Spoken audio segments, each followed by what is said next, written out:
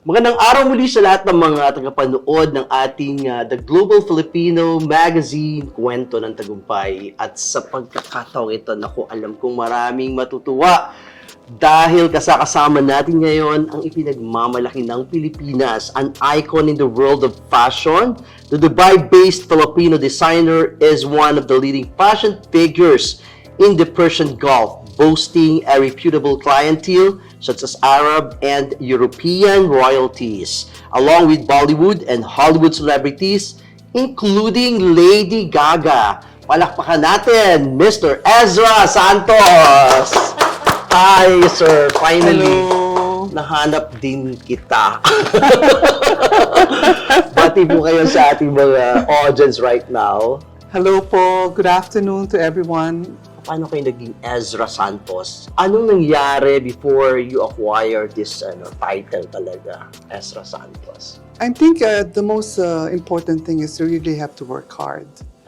I was fortunate enough that I was invited to work in the Middle East. Okay. I started working at the age of 26. I just graduated.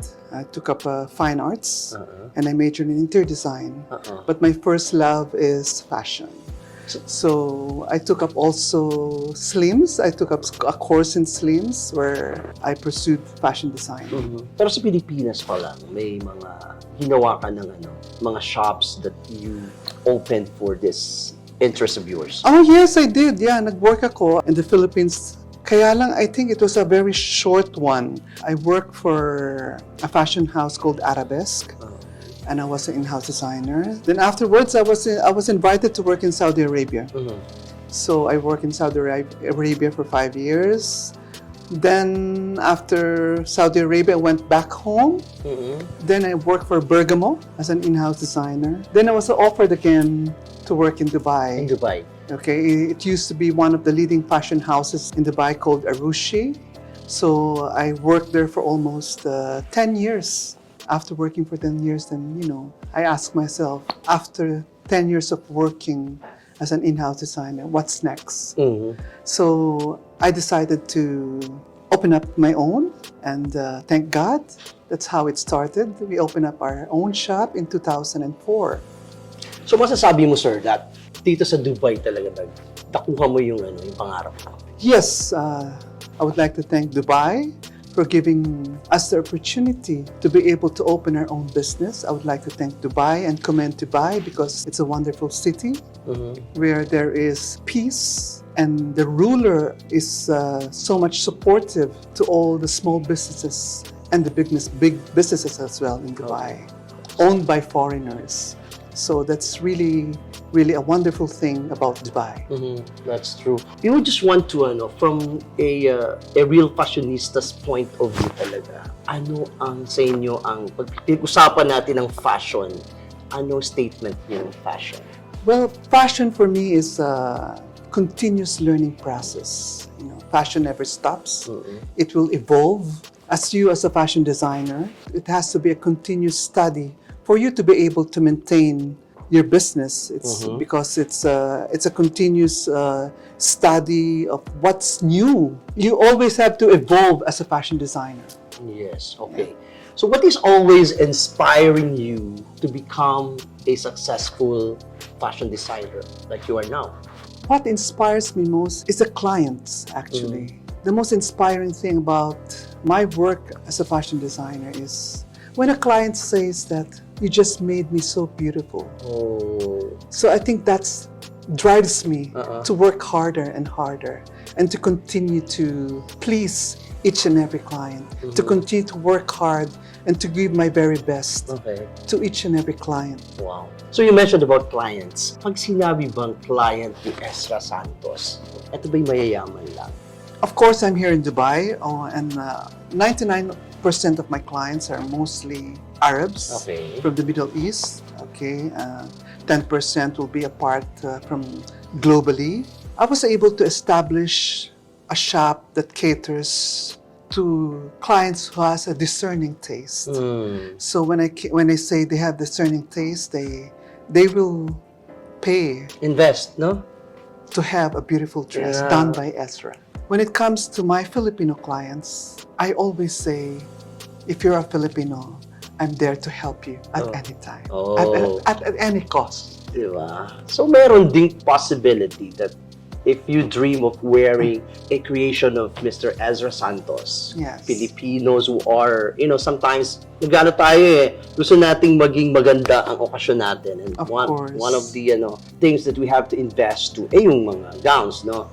So meron din palang space Yes. ang Filipino. Of course, I would love giving back, and I think one way of giving back to the Filipino people is I try to work with them Okay. of whatever budget they have. What is it you like best about your job? The creativity side, it's where I could make the client happy.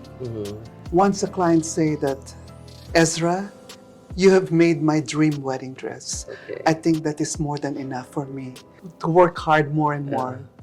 And Yes. that makes you feel more Fulfilled yes, and that's satisfied. true. Siyempre, sa kabila ng glamorosong ginagawa nyo every day, meron din mga challenges. What are these challenges that you can just share to us, and how did you manage them? Yes, there's a lot of challenges, especially when I was starting. Okay, it's not easy to start a business. You really have to be focused.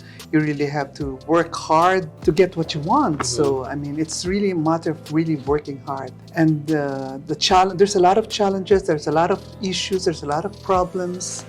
But, I don't look at the problems in a way that it is a problem. I always do one thing. I kneel down and pray. Your prayer is still very effective on your... Yes, of course. And especially during the pandemic, we are all affected. Every business, whatever business you are, whatever your work you have, you were really affected of this pandemic. There was lockdown. So I think what made us and keep us going is kneeling down and pray and knowing that there's somebody who will take care of you. Wow, at least, di ba, may spiritual guidance ka pa rin. Yes. You have dressed up a lot of celebrities in the Hollywood and in the Philippines. Popular celebrities. There was Lady Gaga and other celebrities. Can you just name the celebrities that you have given the opportunity to? International, I've dressed up Lady Gaga, Jennifer Lopez, Okay. Britney Spears. Locals, Bea Alonzo, Heart Evangelista. Heart Evangelista, no? On her wedding day, I made her wedding dress. Nakilala ka, sir, ng mga tao because of this celebrities that you are dealing with. Sino pong pangarap mong damitan? It would be Angelina Jolie. Oh, sana matupad ka agad. Okay, so what are the other dreams of Ezra Santos?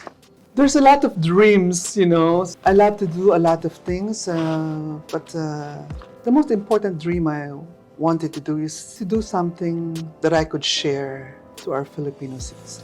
I don't know in what way that I could give back, but that's one of my dreams, is to share.